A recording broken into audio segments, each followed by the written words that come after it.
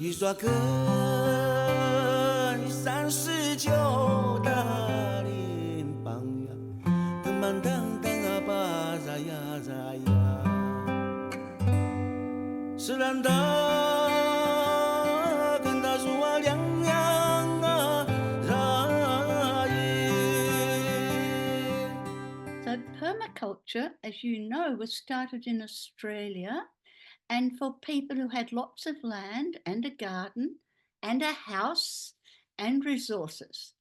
And somewhere about 10, 20 years ago, I decided to find out if permaculture would work in places having war or civil war, like Cambodia and Vietnam.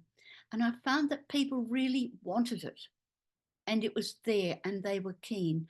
So then I thought, if it works there, where people would say permaculture won't work unless you've got land and a house and a garden and a farm. And I thought, it's no good. Permaculture is no good if it doesn't work everywhere. So we've been testing permaculture. We've been taking it into cities, dense populations, big buildings such as they're doing in Hong Kong. We're looking at permaculture's principles and ethics applications right across the world in every situation. What about a prison? Could be a school, an 80-story building. If permaculture doesn't work for these people, it doesn't work for anyone. So when we're talking about permaculture at the edges, I think we should say permaculture at the center. So we look at the world today is not European. The world today is Asian. The world today is Chinese, is Filipino, is Korean, is Japanese, is Khmer, is Bangladeshi, it's Africa and all its countries. And the other nations that started to control the world and colonize it need to step back. And similarly, permaculture has become innovative and creative as we develop permaculture for small spaces, permaculture for crowded spaces, permaculture for where you thought you could never have permaculture. So I guess you notice that permaculture now is becoming something that can be applied anywhere. And when we talk about permaculture on the edges, the other thing we did was to offer the principles of permaculture and the ethics, of course, to the police department. And the next thing, young policemen were being trained, work on the edges, catch and store energy, work where it matters, find solutions. Suddenly, permaculture had become integral and important in social organizations. So we took it to a museum and art galleries, and they were changing their displays. And the next thing, we had permaculture working in these situations. When we picked up the principles again, we took permaculture to apply to refugees. Integrate, don't segregate. Think of solutions rather than the problems. We started to think too of permaculture principles. Do they work for teachers? If you take the permaculture principles, you'll find they make brilliant teaching practice. That in permaculture, we can use them to integrate, to work on the margins, to work where it counts, to catch and store energy, and to think in terms of solutions. And what was marvelous today was listening to Satya talk about get active. And really, we all need to act permaculture and live permaculture through its principles and its ethics wherever we are. I said the edges, but it might be the center of where you are. It might be a medical practice. It could be an orphanage. It could be anywhere. The permaculture has gone from being a backyard and a garden system and food forests and the issues that we've been developing right through to covering almost every endeavour of human life. And I would love to see it picked up by parliamentarians and politicians as well to make it work. So permaculture on the edges should now be permaculture at the centre. And as you know, we've been working mainly with refugees because the commitment is to people who cannot get permaculture information unless we pick up and take it there. And you're going to hear from Iryna in Ukraine. And recently she was on a session where there's a special course for teaching permaculture teachers for refugees. And the first people in those courses were the Syrians and some Lebanese and the Palestinians. And today, those Lebanese are getting ready to go home and rebuild and restore under some of the most challenging of conditions. So if we go back to its foundations, permaculture in the 1970s, getting started, you know, our zones and our houses, we still teach care of the earth, care of people, sheer surplus to need. We still teach that zoning is a good way to design, but we can take those principles out into any part of life we like. I'll just see how we're going, Morag. Would you like to give me a time call, see what's happening?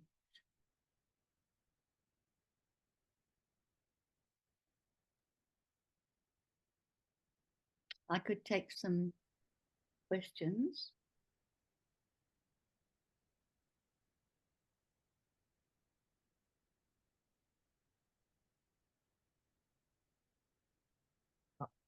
Sorry, Ro, my microphone is.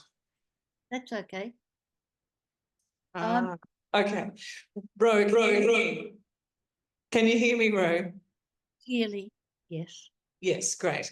So Satish has asked the question, we've been discussing lately about the idea of calling permaculture permacultures instead of one, to take it from that, you know, just having one permaculture, thinking about the multiplicities of permaculture everywhere. Everyone has their different ways of doing permaculture. What do you think about that word permacultures? I like it very much. I think that we'd be wrong to change the name because it doesn't honour the founders and the gift that they gave us, which we have to be able to restore the earth and societies. It's pretty comprehensive. We've only had to tweak it and we've got more information. But permacultures is right. This is where we are. You know, I think that we have many permacultures, but we still have pretty much the same skeleton, foundation, critical ethics and principles. I wanted to see if anyone else had any questions to bring to Ro about the work that she's doing, the work with permaculture for refugees, about this concept of permaculture at the centre, permaculture in small spaces, difficult spaces. Would anyone else like to ask a question?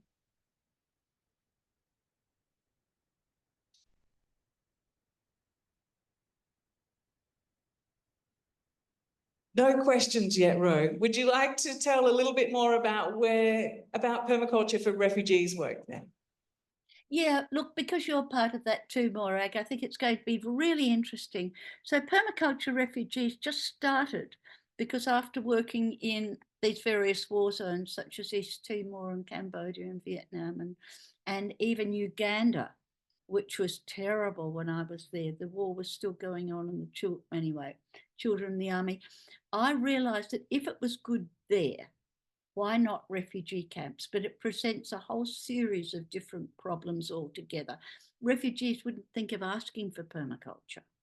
And we've gone from running courses in Myanmar to courses in Turkey, courses in Iraq, in Greece, you know, right across the world where there are refugees. We've run courses except East Africa, and it's hard to do it in West Africa where there are wars. So to run permaculture courses during the war so people cannot focus and concentrate. So then we thought the people won't ask, let's test it. So we tested it. We tested it with 11 different situations. The last one was the internally displaced people of the Philippines that Sarah knows about, living in camps.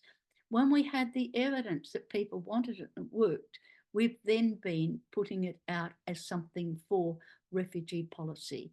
And recently, the work of Alfred Decker in Spain has been picked up by the UNHCR for the Middle East, I think, and also for some parts of East Africa, as the UNHCR taking interest in putting it as a policy through a camp, which is where we'd really love it to be. I think you would too, Morag, wouldn't you? I'm going to see if there's any more questions, and then after that, maybe we could hand over to Sarah. But please, oh, Wes. Okay, we've got Wes Rowe here for you. Oh, yeah, I can see you, Rosemary. I would say back in 2004 in Hope Dance magazine, which Margie and I were editors, part editors of it, you wrote this article, Sustainability in a War-Torn Culture or Nation, which really kind of focused on how challenging it was for that you needed to do other steps before you got to any kind of sustainability part. Okay, so I'll turn that question to you and say hello from Margie and I, our dear friend. Oh, thank you, Wes and Marge. It's lovely. I was looking forward to the cups of tea and the time we'd have to talk. Yes, I don't think anything much has changed, except we've moved a lot further, Wes. We're actually being able to do some of that. The hardest things, if people are on the move or overly traumatized, we cannot work with them because they cannot concentrate. So in Cambodia, handicapped people who were also homeless, so they might have lost an arm or a leg or an eye due to landmines, they found it hard to come to class, but it was all right if they could bring a member of their family or their community. And when that happened, we could always find some land for them. But coming on their own, the day to find food and somewhere safe to sleep was too hard. So some of those really disorganized things, we're working a little bit at the moment in Palestine simply by sending money to a contact there who is helping people build reliable shelter. They're not building Gaza, they're building some shelter and clean water from the wreckage of the buildings. The other thing is the Turkish permaculturists who went through that terrible, terrible earthquake that went on for so long. They were able to help, saying the things we did will be good for you. Shelter, safety, keeping women and children safe, clean water, getting food supplies going. One of the biggest problems is always seed, but you can get people engaged fairly early. To Sarah in a moment, but I just wanted to say that I think one of the really important things that you've been doing is not just teaching permaculture, but teaching permaculture teachers so that it continues, that it can keep on moving in the community. And maybe just a short reflection on how that teacher training program has been going. Oh, yes, Morag. Well, it was born out of the fact that many people slept through their permaculture courses, their design courses. It was very much what we call chalk and talk. And so I thought, is this care of people? Are we nourishing them so they can learn? So I haven't changed the content, but I have changed the process. I've changed how people learn. So I started courses based on alternatives to violence, which is actually a process for learning about alternatives to violence. And I replaced most of their content with permaculture learning. So we teach our teachers about body behavior, about language which works and language which doesn't work. It just doesn't work. We keep a note of really best practice learning. We're not interested in old-fashioned things. We're at the cutting edge of best practice learning, and it seems to work well. But ultimately, we learned most about teaching teachers from the refugee camps in Myanmar because we had no resources. We just sat outside under a tarpaulin, on a tarpaulin, More than half the people were illiterate. So we had to use role plays, we used songs, we used demonstrations, we used little boxes and stones. So we reinforced just talking learning, the sort of talking I'm doing now, with a whole series of materials and behaviours, and the results have been terrific. Absolutely marvellous. But if I were with you now, I'd be with asking. us. Oh, sorry. Okay. Thanks, Morag.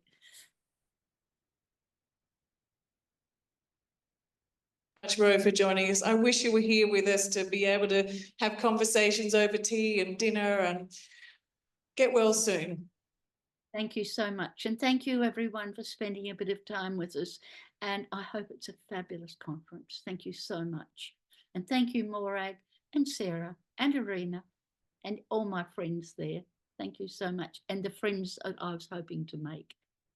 Thank you again. From Australia, from Permaculture for Refugees. I'd like now to hand over the platform. Oh, yes. Oh, we have no time for now. We'll come back to questions after. Oh, we have someone who's a student of yours from Ladakh who just wants to say thank you. Come on up. Oh, really? Oh my goodness. Part of that group in Northwest India, they were brilliant. They taught me about how to teach. Most wonderful group of young people. They were fabulous.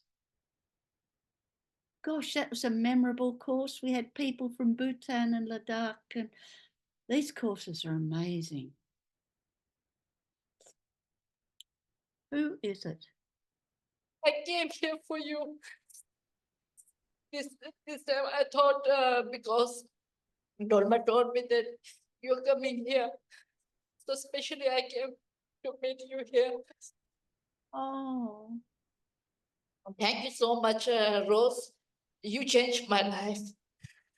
And I'm very happy that through your mentorship, today I'm able to give something to my society.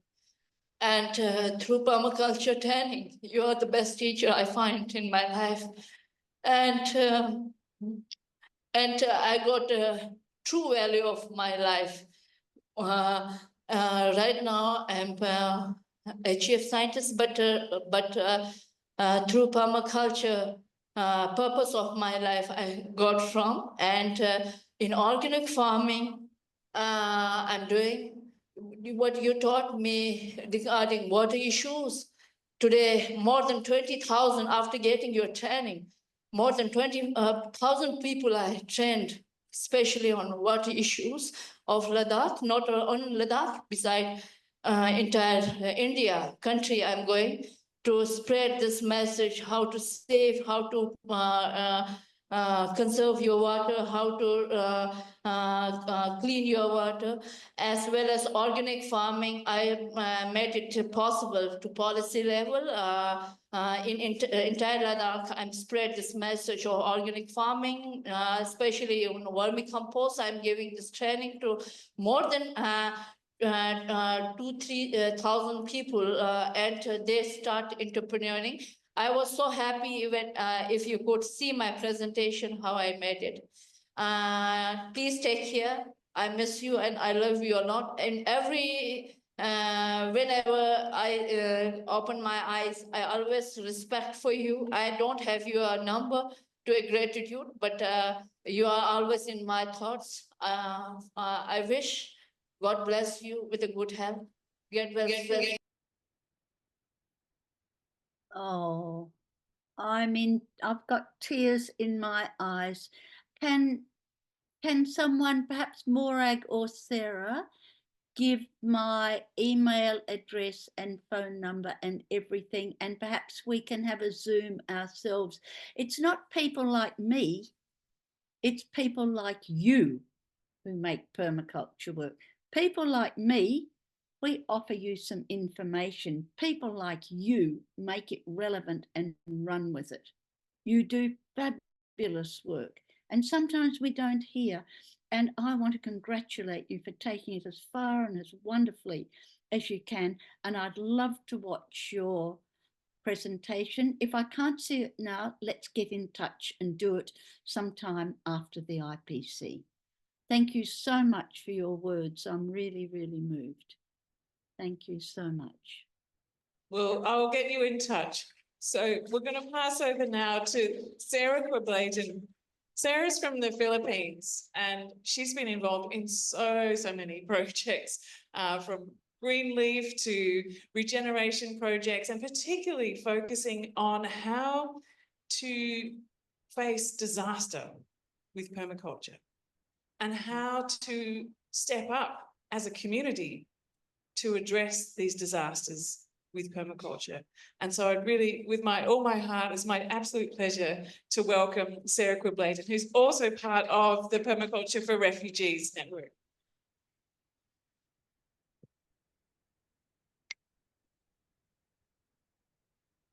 Thank you, Morag, and thank you, IPC Taiwan, and thank you, Rosemary. I don't know if you're still there, but I was also holding back tears because I'm also a student of Ro, and the work that she's done really gave me and the people I work with the confidence to lead this on the ground. So the things you see here also, we could see her work with us.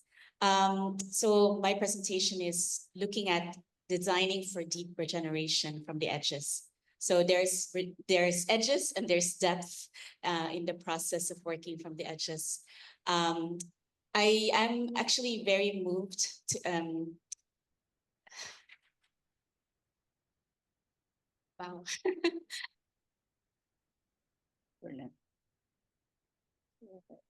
I just closed my nonprofit recently, so but I'll tell you about the next step later. But this is probably the last presentation I'll do. And I'm grateful and honored to do it. I did present at IPC in India, but we were just starting like around 2 years old. But actually, I started Green Relief years before that as a volunteer. But we were 2 years old, actually 1 year old, sorry, when I joined IPC in India, and we just presented the idea and the dream. And this time you see it more as how we're preparing to scale.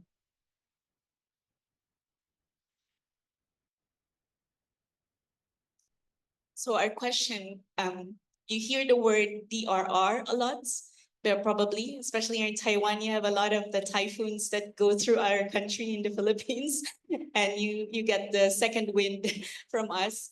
DRR is, I often see DRR as like DRR as in disaster risk reduction, more reductionist, and you're trying to, the same way we see sustainability as doing less harm versus regeneration which is doing more good.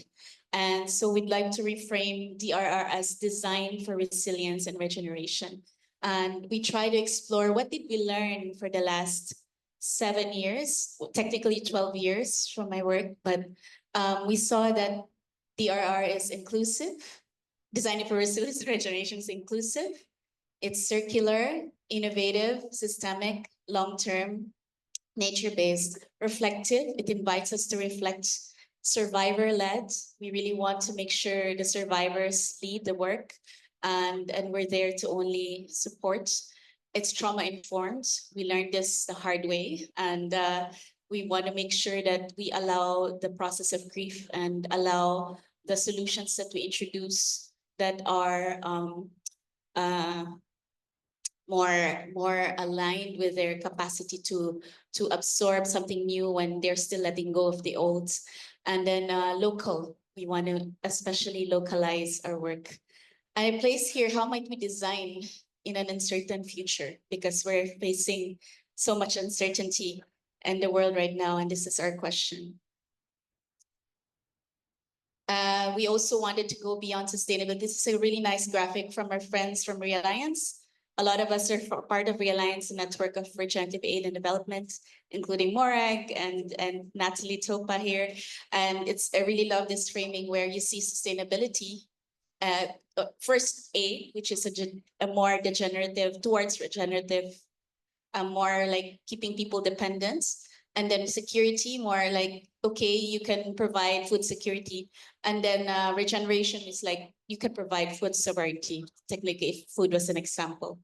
And so that's a lot of our questions. In the last 7 years, we worked with several donors and partners. I particularly placed the private donors there, which is really touching to see, because our work has been really supported by individuals and funders as well. And then that over the years, we also collaborated with events and activities with several organizations. So I won't name them, so that just so you know that there are a lot of people behind our work. It's not just me, and that yeah, and a great team also that made this possible.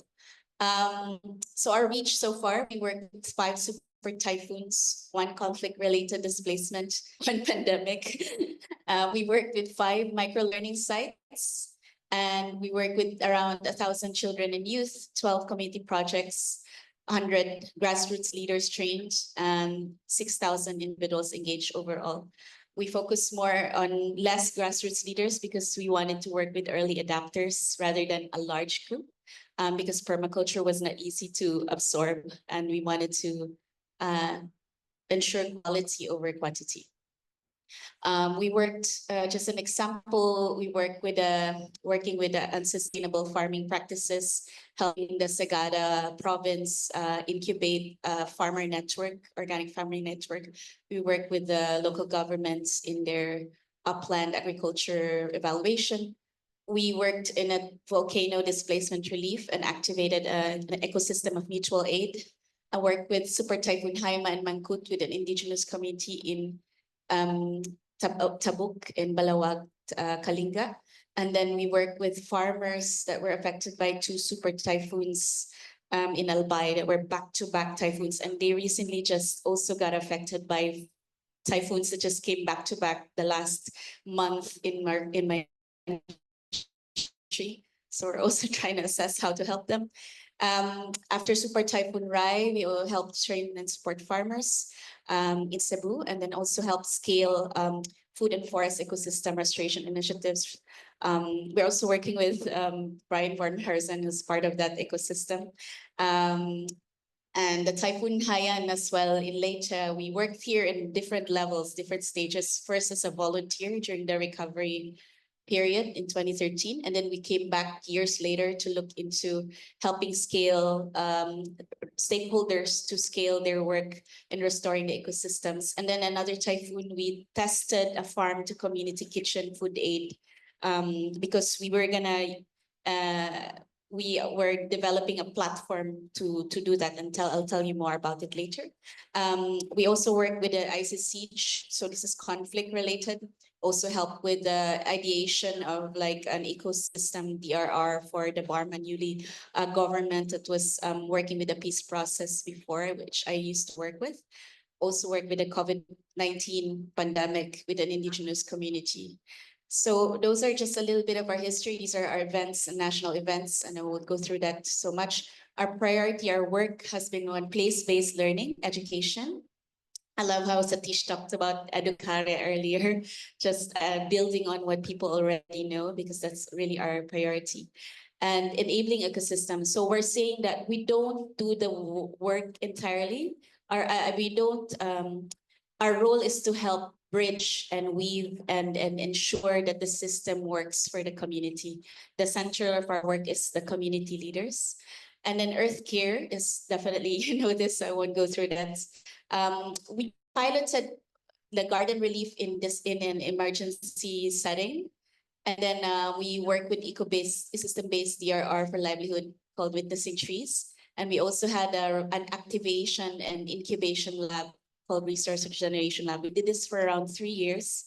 And then later on, we realized, wow, we're facing so many disasters and displacement that we cannot do everything on our own. We cannot just go in every disaster. So we tried to, how do we scale our work? So this was during the pandemic when we reflected, okay, there's so much to do. There's so much disaster. Oops, sorry, I don't know what happened there. So we try to look into how do we meet an integrated approach, because we can't always be responding. We can't always be in relief and recovery. So we need to look into long-term preparedness and mitigation. And so in 2022, I think we looked into an integrated approach to our work. So first, originally we were working in camps and resettlements. And then we started also in disaster displacement trainings. And then we also had the labs that we did when we activated people to collaborate on mutual aid. And then we started a lab for ecosystem restoration where we brought people together to collaborate. So you would see the levels here. We combine response and recovery after an emergency. This is more long-term mitigation to prevent further emergencies, and then to prepare people and respond right away. To prepare, we developed a platform called Relief Community. It's in beta. We tested it, but we ran out of funds. But our realization is that people really want to help, but they don't know where and what to help with. So we started testing the idea that if people actually on the ground, or organizers set up, this is what we need. And then people who want to help can see, okay, I live near you. I have pots and pans. I have this and that. We have seeds, so we can help. So we created a mutual aid matchmaking system. And we also thought, okay, it cannot just be during emergencies, right? So why don't we use the map when people are also in peacetime? So there's, where do I find the nearest seed bank in my place? The Renewable Energy Center. So we started, actually our first map is actually the Permaculture Research Philippines, where they mapped hundreds of permaculture projects. So we've matched them with community kitchens in the country, and it caught the attention of World Food Program Philippines, and we're trying to see how we could continue that, because community kitchens and farms together can go hand in hand. After disasters, we worked with farmers and like helping them recover, like fix their farms, their sheds, their water systems. And then we also, this is our first models, really. We work in a camp.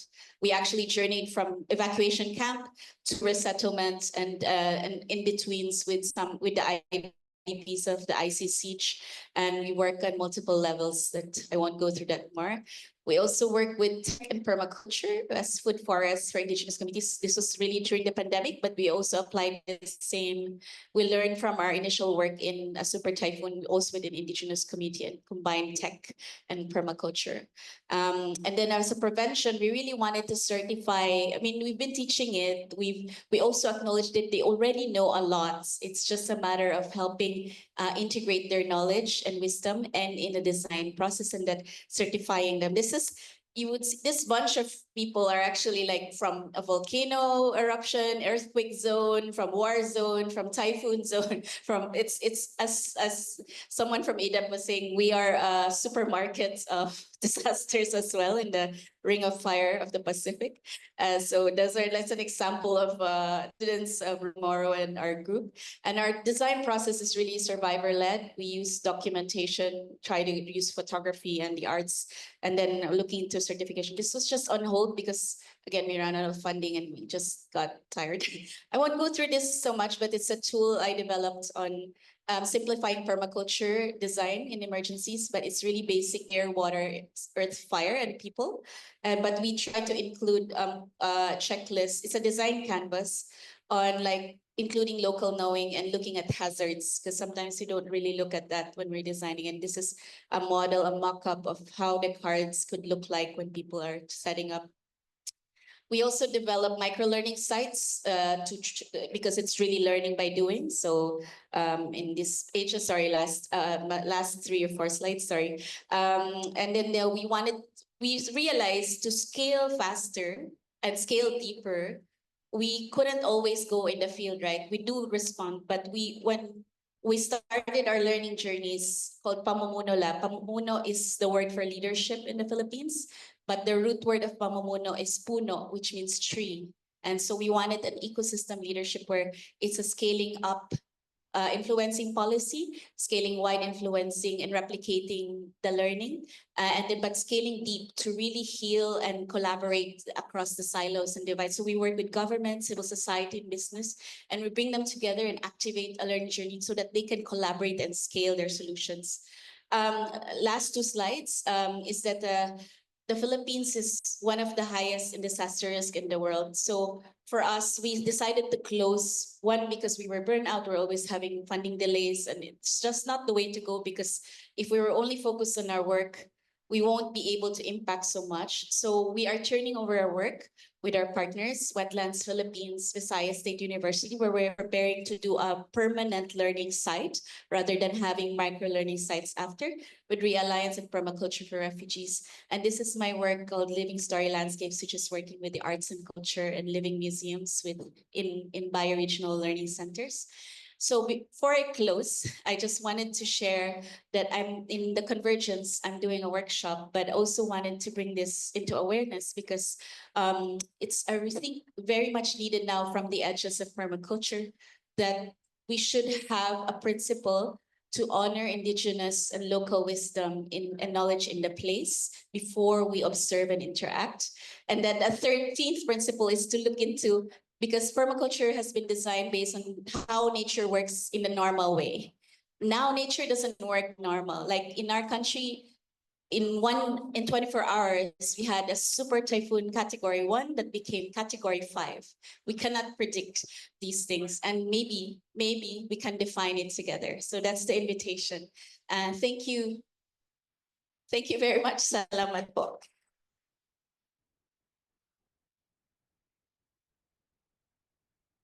Thank you so much, Sarah. We'll have questions after as well. What absolutely incredible work. I mean, there was so many things that Sarah just said then. And one thing that I wanted to pick up too is that people want to help. So the way that you've set that up that actually enables people to help, because there's the work that Natalie showed us yesterday is absolutely brilliant, but it somehow feels like I can't contribute to that. But there's work that we can all do. We can be inspired by your work. We can see all the materials you develop, and then we can learn from that and adapt them into our local communities and share them out and engage people directly and find a way that we can all be part of this solution. And I love the direction you've taken too in creating those educational materials, the learning centres. I think that is, you know, that relates to what Satish was talking about this morning too, that education is this key piece. If we can share the knowledge, and I think you were also talking about yesterday, we don't give the funds, we give knowledge. The knowledge is the critical piece, and how do we share that most effectively? So I'd like now to hand over to Iryna, who is calling in from the Ukraine, and she is going to be talking about her humanitarian approach to permaculture in her area. So welcome, it's so wonderful to have you here with us today. Over to you. Thank you. Thank you so much. Thank you for your invitation. It's so incredible to be here with you and to feel this connectedness from completely other parts of the world. It's incredibly hard to do any speeches after such presenters like Rosemary and Sarah. I felt so touched. And I will try to open my presentation.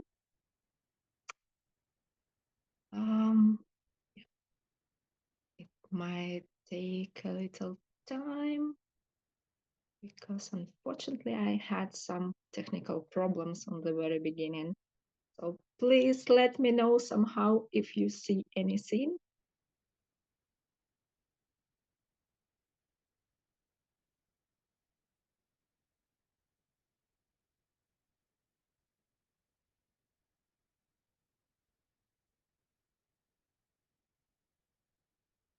Can you see my presentation? Yes, I can see. Thank you. So my name is Iryna and I live in Ukraine, and I'm the project coordinator of NGO Permaculture in Ukraine. And oh my God, something is happening. Okay. And before the full-scale invasion started, we did like ordinary things. We had conferences and gatherings, and do every year PDC and some webinars, and did some designs. And this first photo you can see is almost 200 people at Permaculture Conference that we had 2 weeks before the Russia attacked Ukraine. The next day after that happened, with our friendly organization, Global Eco-Village Network of Ukraine, we started the project that we called Green Road of Eco-Villages. We realized that all around Ukraine, we have eco-villages and permaculture centers that can help people. And we called to everyone and asked, can you host people? Can you do anything?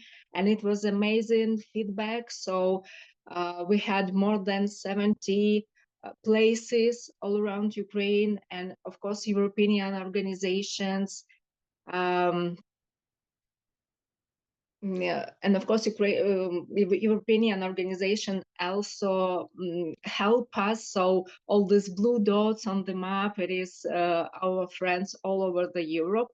And during this time, we could help more than 3,000 people internally displaced, and some part of them is moved to Europe.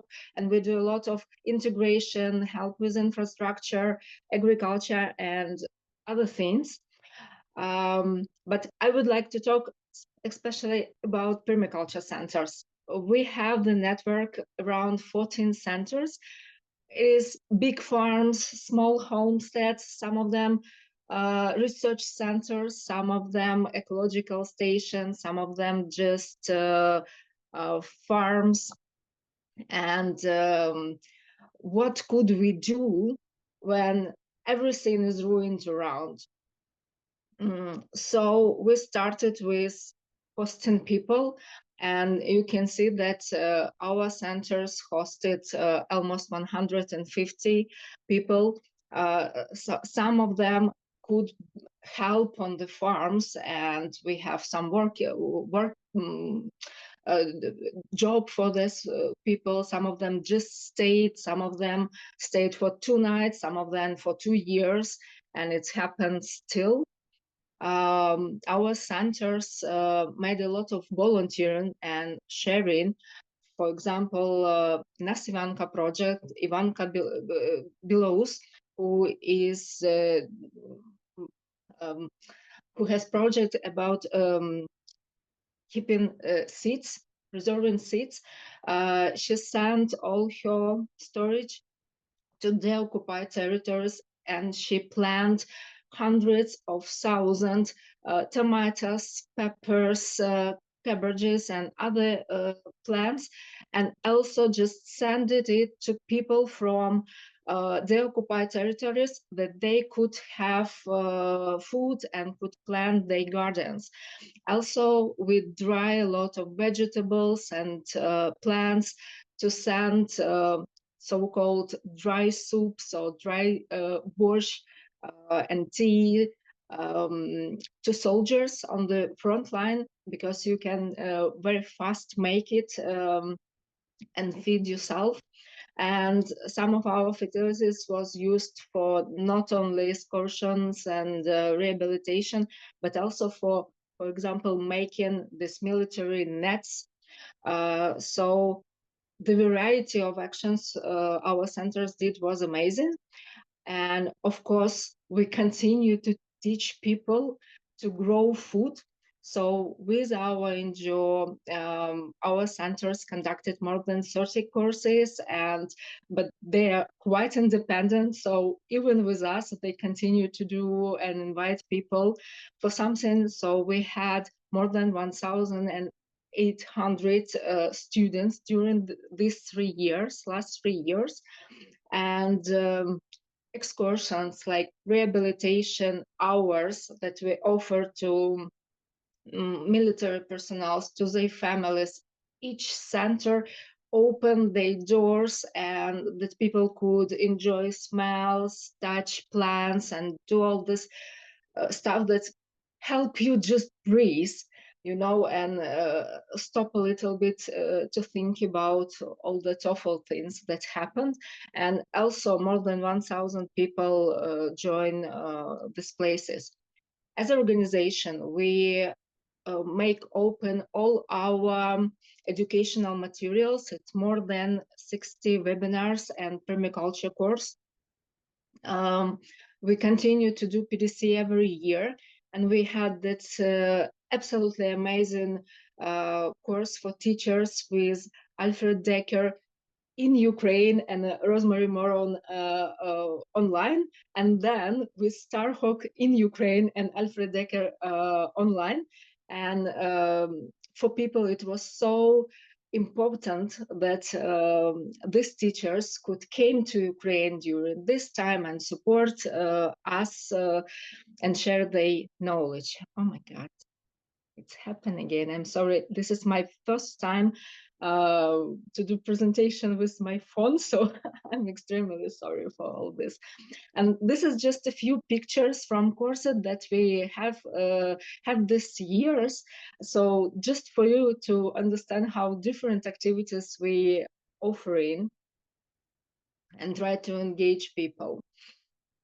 This year, first time we conducted festival in Kyiv in Botanical Garden. We had more than 200 participants again with all these excursions. It was a beautiful experience. And we also try to create some kind of festive mood in people and also give some knowledge. Many of our activities become possible with, of course, financial support, and our main friend in it is Danish Permaculture organization. So with the support, we could start to do 3 public spaces. The one for elderly, internally displaced people, and another for people with disabilities in another city, and the third one for ordinary school. But these places are so needed right now, and we started collaboration with artists and make these beautiful postcards with permaculture principles. You know, one of the things that can stabilize you somehow and bring some balance in your life is art and beauty. So this is what we also try to do all the time. Some of you met already Pavlo Ardanov, and he is responsible for this scientific part of our work. So every year we also made a lot of scientific conferences and agriculture schools for different kind of participants, and I shared with you some links that might be interested in and you can watch these videos and yeah, be part of this. What else? How else can permaculture help during this time? You can see this is the pictures from one of our permaculture centers where it was a lot of explosions and missiles hitting. So 1.5 years in this, thank you, in this it was no plants at all. But after we implement some permaculture techniques, you can see like a lot of greens start to make this soil alive again. And with this public design, we also try to reinvent somehow what we see around. And this is military boxes from weapons. And we were searching for some materials that we can use. And we all decided that it is perfect place to make these raised beds. And it's kind of also symbolic to use something from world and to plant something in it to make it grow.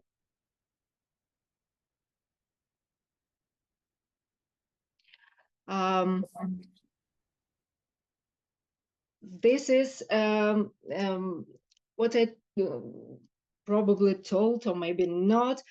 The art therapy become a part of each of our courses, and this is Veronica Colomias. She is also the author of that postcard with permaculture principles.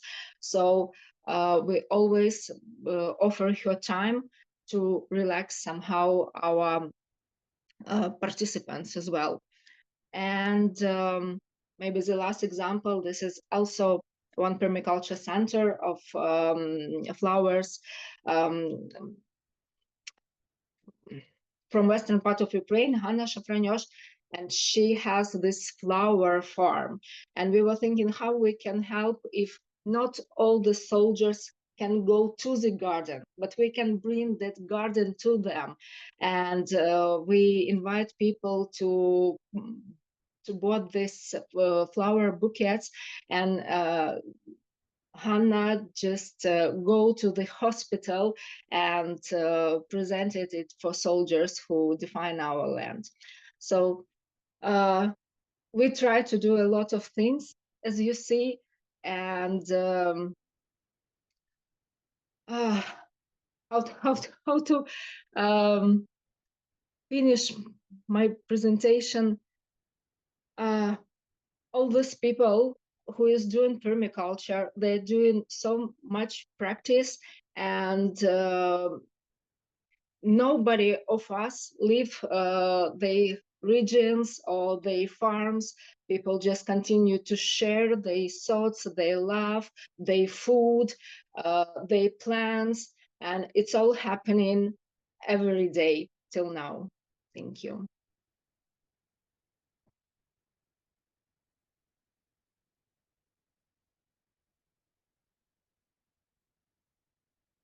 That, Iryna.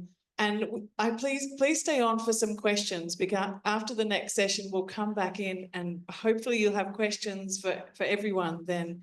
But what an extraordinary story from the war front, making planters, transforming the war equipment into planters, sending permaculture flowers to soldiers, creating commons, permaculture commons, where people can come and meet and care for one another.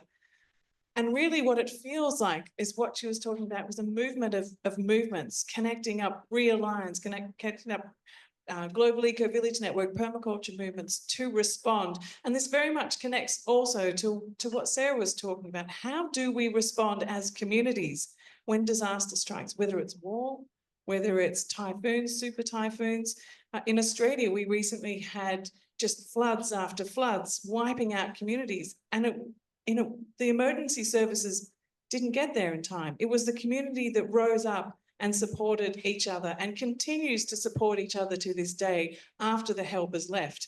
There's still houses that haven't been built. So it's really the richness and the strength of communities connected with art, connected with beauty. And so I love the way that all the talks this morning have really connected education, beauty, art, caring, love, really coming from that deep place of love. I run something called the Permaculture Education Institute. And essentially what I have is what I call an ecology of organisations. So the Education Institute is about creating online programs that are accessible around the world. But a key part of this work is the Ethos Foundation, which is a registered permaculture charity. And through the Institute, I offer free masterclasses and workshops and podcasts and international festival ideas, which Natalie and Andrew have joined and many people have been part of. Every time we do these, they're free for the community, free for anyone who wants to join, but we invite people to donate. And this money all goes into the foundation and all gets sent 100% across to support local permaculture teachers in refugee settlements and communities that have been trained in these communities. The woman who I mentioned, Rolanda, who's coming, she's on her way here. I work with her and a number of people across East African refugee communities and villages around. And basically what's happening is they're teaching each other. They're creating networks of communication. They're doing teaching programs. They're running like what we call personal permaculture programs. You know, in the camps, one of the key things that came up when talking with young women, and there's two young women here, maybe Maya and Chloe, stand up. I'm going to spotlight you two. These two young women I've travelled with here, and they're both 18.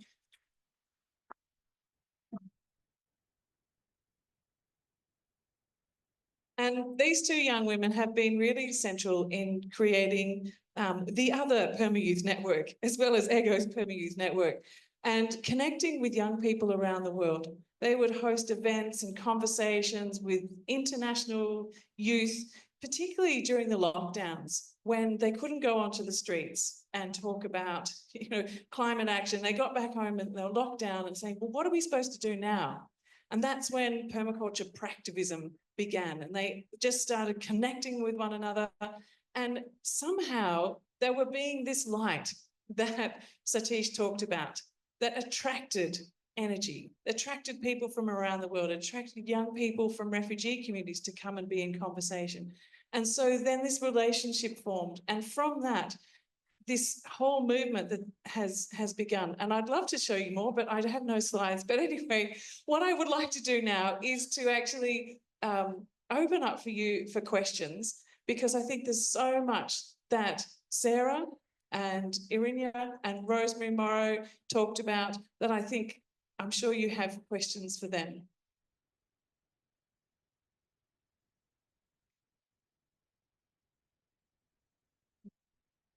Thanks, William.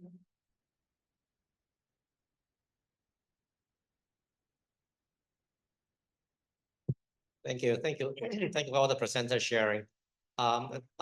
We talk about that permaculture is for love and peace.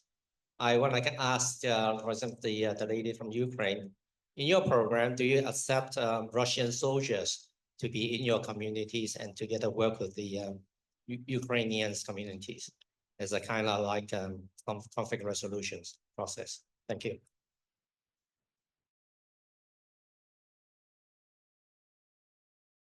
I'm sorry, could you please repeat the question? I'm afraid that I could misunderstood. So presentation is about the community within Ukraine, supporting Ukrainians. And my question is whether you accept, let's say, Russians in fighting with the Ukraine to accept within your communities as a way of conflict resolutions and dialogue.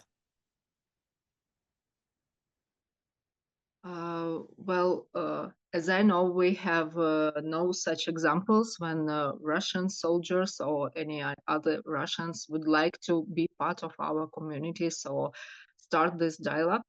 Unfortunately, this war is about they desire to destroy Ukraine and to kill Ukrainians. So it's like, me personally do not see any possible ways right now for dialogue. This dialogue should be start from Russian part, and it is not happening, unfortunately.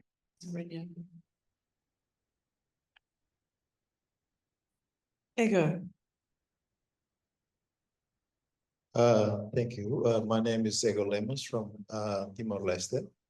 So my question is about the relationship between permaculture in Ukraine and also permaculture in Russia. What is your relationship? Because I was thinking that can be through a permaculture network between Ukraine and Russia can be creating like a peace and diplomacy. Thank you.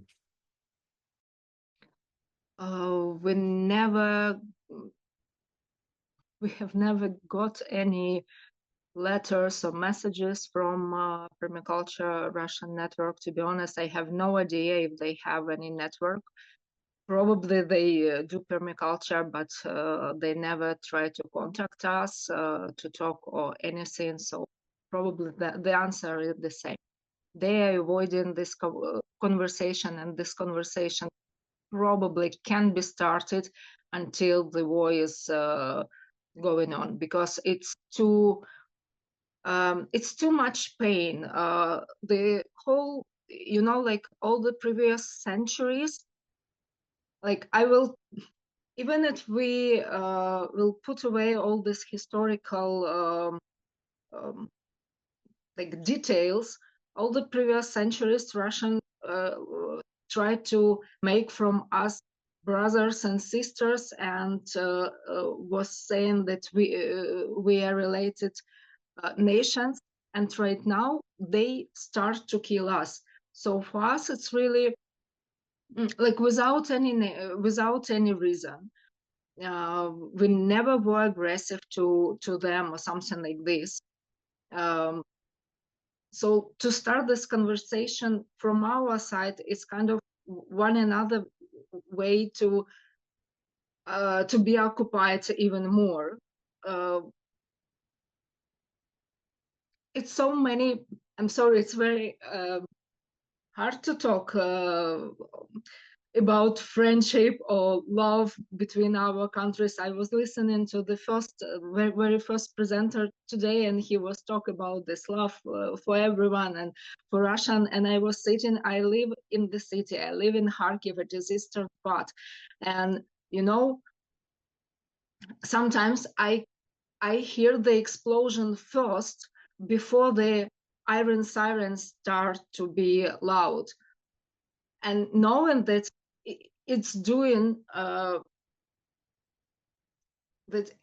the people who call themselves friends doing it, to people who explain that they are trying to save me because I live on this kind of Russian spoken part of Ukraine, it's incredibly painful. And I do not understand that. That is why all these dialects, they should be, but they can be until they are killing us. And it is not about we are not so like not friendly people. It just try to imagine that somebody tried to kill your children. I live in the city that, like, when I go to the center of the city, I see the broken windows, the broken walls, ruined walls and buildings, and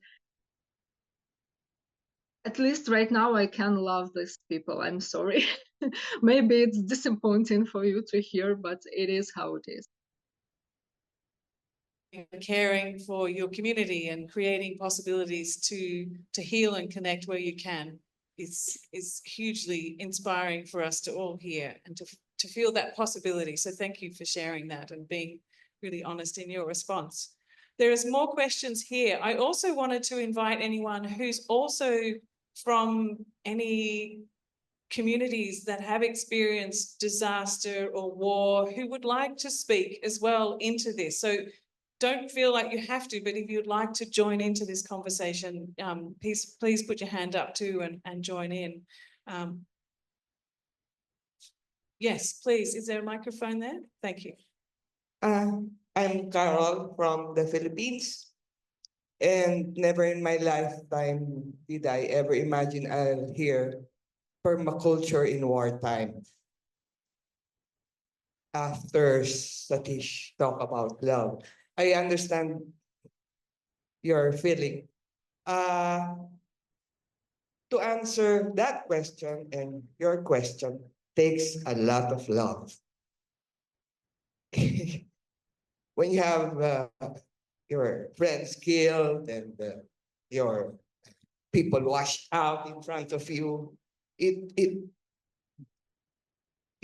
need a lot of love. And that's why I appreciate your work, Rose, Charles, and hers, because I wouldn't in my old age know where to get that love. But I will try. Thank you. Thank you. There's one up there and then we'll come to you now. Yeah, thank you. Thank you.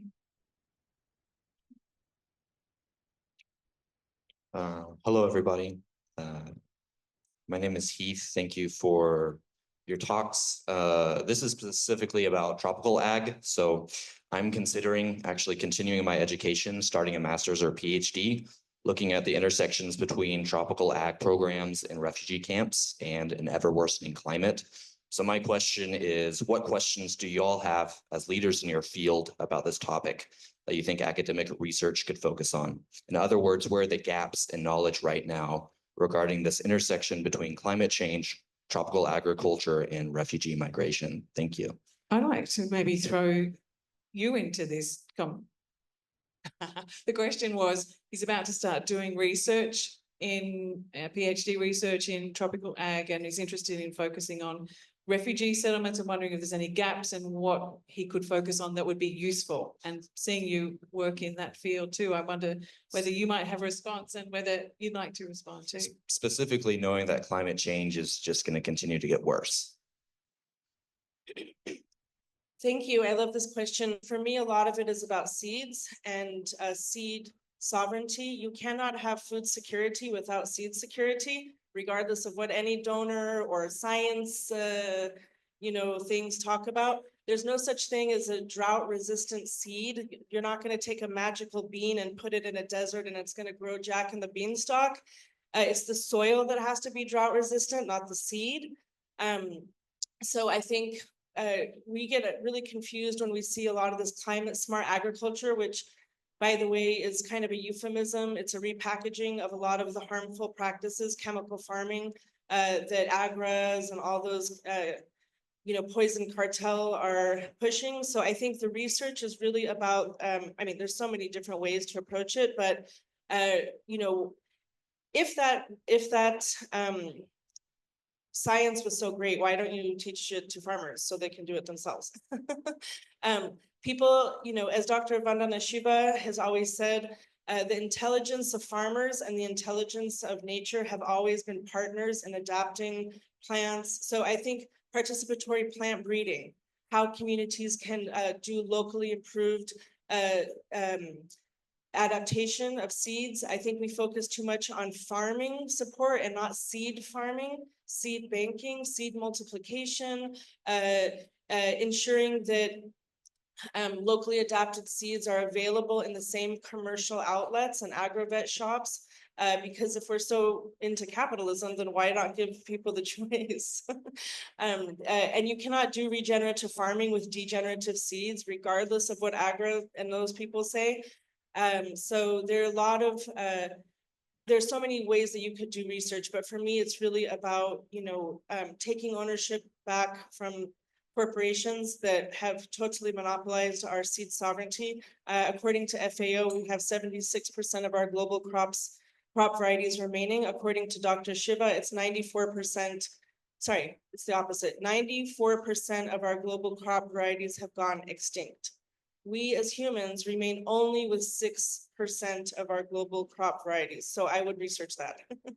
But then I have a question for our Ukrainian colleague, and I'm sorry, I don't remember your name, but just to bring it back to the permaculture aspects and not expecting you to be the UN ambassador of peace and reconciliation for the war. My mother is from Poland, my father is from Ukraine, and there's so many amazing practices around fermentation, cheese making, meat curing, and around homes individually, people have always done gardening and composting.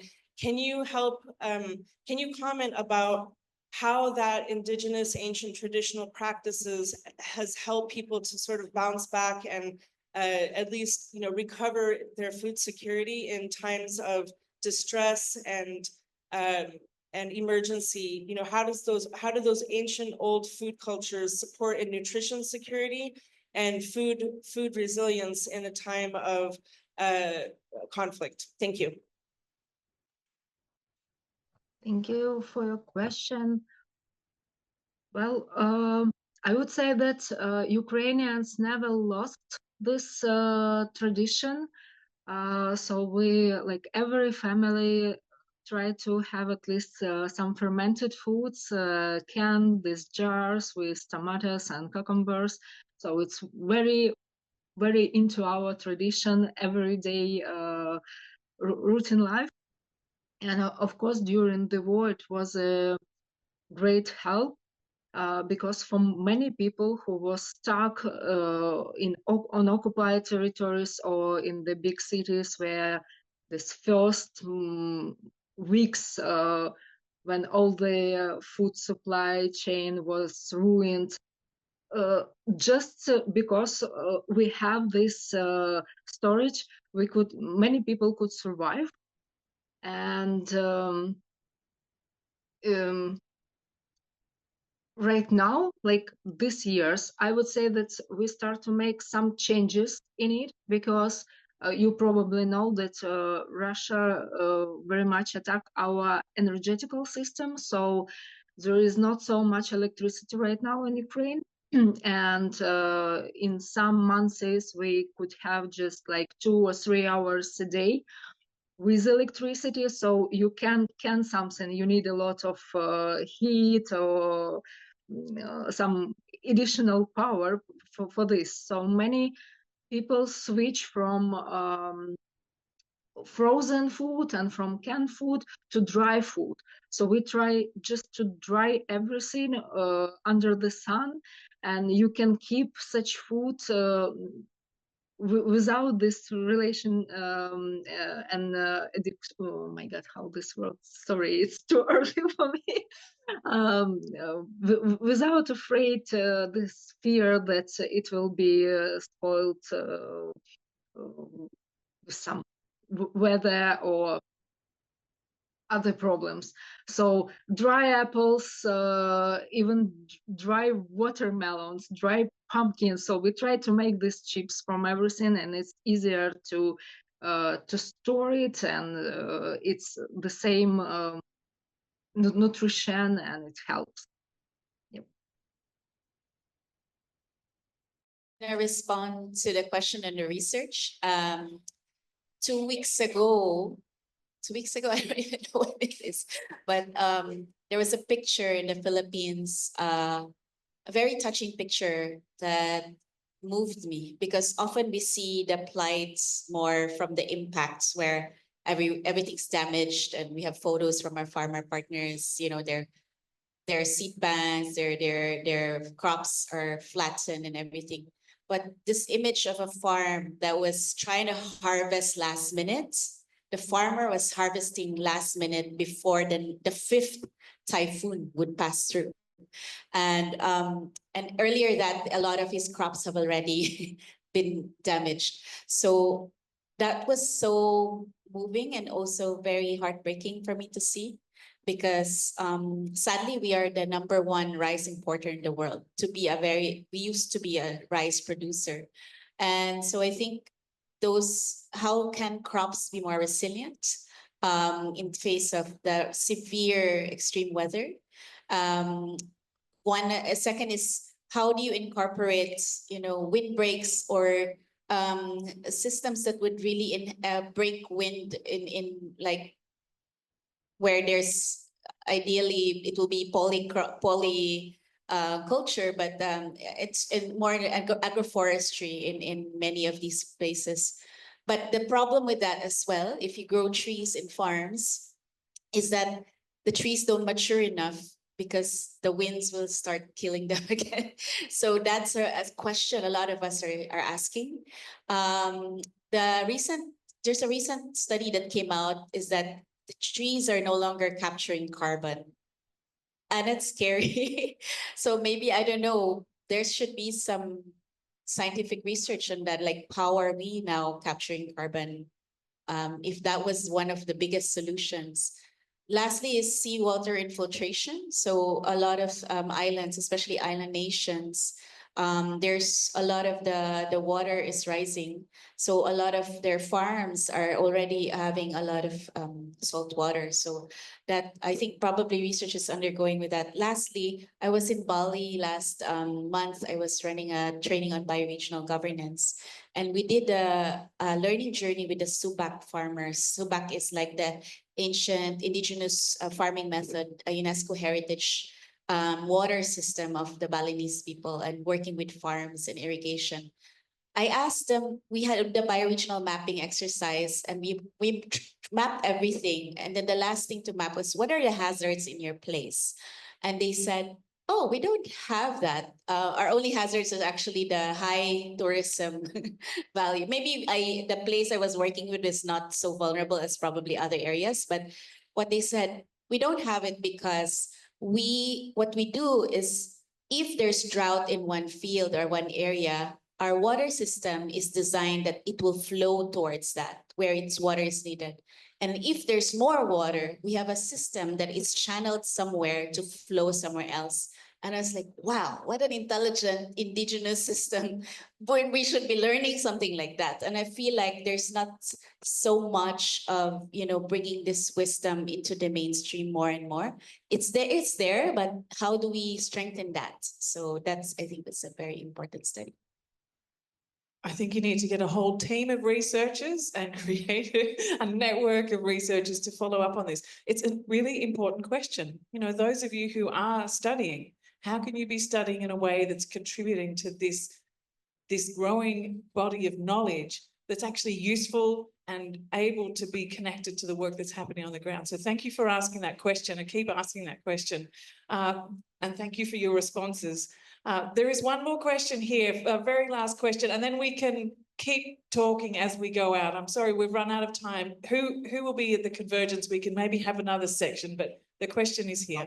抱歉，因为刚好我是大会的筹备志工，我也有很重要的一个问题想要问，就是我们台湾在面对中国的武力之下，其实我们邻居有一个小小的团体，其实在1年多来都每个礼拜在固定聚会讨论如何面对战争这件事，甚至做准备。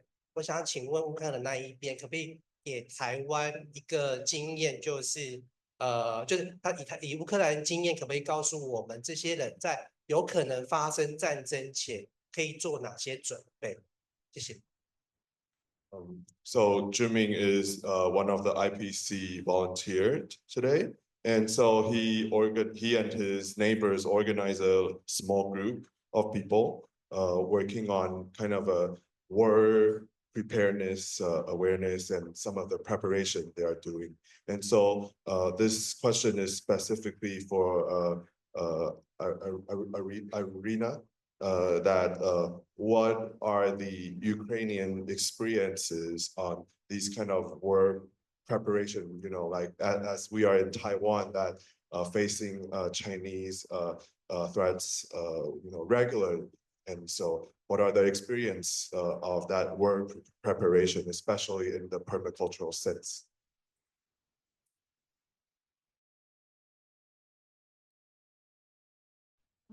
Well, yeah, we didn't prepare it for that war because for our war, yeah, because nobody could believe it might happen.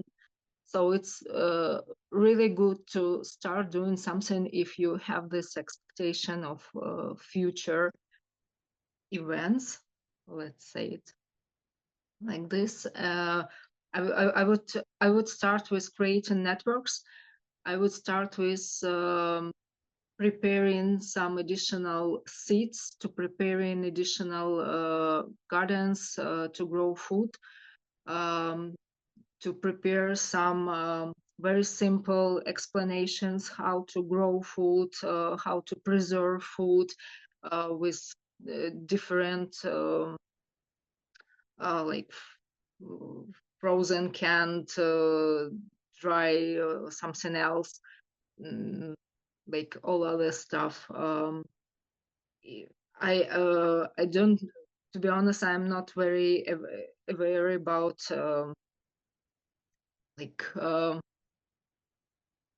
some traditions or daily routine. Like for us, it's very important to have energy sources. So if you also need something, it would be great to start have the solar panels or batteries or something that you can always have this access to energy. Water is very important, to have drink water and water to irrigate your plants as well, and start to make this network more promoted, that people could know where they could go, to whom they can ask about something. The more people know about you, the more you can make each center, each farm more specialized. It will be more helpful in the end. Like, for example, many of our centers become very specialized. One farm now it's like animal center, because all the soldiers who went to the front line and all the people who were escaped, they just stayed there and asked to take care about cows and goats and dogs. And like in 1 month, the animals, the amount of animals grow from 300 to 1,000 on one farm. So they had to do something very immediately, and in other farms start to plant seedlings and grow seedlings like in many times bigger than previous time. So you need space, you need seeds, you need people who will help you in a case. I hope I answer it. It's really. Because earlier I introduced the mapping system. One of the map layers we actually engage is Waves for Water, because we know food, water, community kitchens are the basic first things. So we're still finishing the mapping with them, but we're layering them with the permaculture farms and the community kitchens so that they know where each other is. That's one way to map each other. And then also ahead of that, because when an emergency happens, power is out, right? So our goal is to train people ahead, map ahead, making an offline map, but collaborate ahead, bridge together before an emergency happens, so that you design like your designation center. Where do you meet, or who has the water in this area? Who can provide? There's a beautiful initiative, actually. I was just talking to Shunro from Transition Japan, because one of the members of Transition Japan is actually part of the Gen Network where I'm part of. And they had this water system in a community space that they've really preserved for an emergency. And so if the community is preparing ahead and knows where it is together, then that, yeah. But really what I emphasize, as Morag was saying, the power of community, because that's exactly what she said. Like when the government and humanitarian aid, they don't come right away. So you try to see who are the people, the part of your mycelium network who are, like, for example, we're working with bike scouts, like bikers who unite and bring relief, because when an emergency happens, the roads are blocked with damaged trees. So the bikes go. And so we just recently linked the bike scouts with the Waves for Water so that they can deliver the necessary water. But if we had prepared, we did try ahead of time, but everyone's slow and there's no little resources to bring everyone together. But now that they're connected, they can bring in more immediate aids. That helps. And we're offering this map to everyone, all the regenerative networks. So I'll in my workshop, we will talk about it. Thank you. It's really interesting to remember that permaculture began as a response to disasters and crises that were being faced at that time. And it feels like there are so many crises that we're facing around the world in all our communities: climate crisis, the biodiversity crisis, the wars, the typhoons, the super typhoons. There's displacements, there's things happening all around the world. So it really does, as Rosemary Morrow was talking about, rather than thinking about this as edge work, this is the core work of permaculture, to work out how we can be really resilient in our communities and maybe rethink the kind of bioregional concepts before, not just about ecological restoration, but really focusing on how we can tend to our communities, tend to our cultures, tend to peace in our bioregions, relocalize, as what Iryna was talking about. If there's a war and you're based on centralized systems, it's really fragile. We need to build that resilience into our local communities, into our local bioregions, and that can be the task that we can go out, find a way to build those mycelial networks and step up to whatever capacity that you are able to. and really feel the confidence to speak up. We all need to do this together everywhere. So I want to now thank you, Iryna, for being here and sharing sharing the work that you're doing. Absolutely. I can feel in the room that there's so many questions that people still want to ask you. So perhaps if anyone would like to be in contact with you, is it okay if we share your contact details? So if anyone wants to get in touch, please come and see me.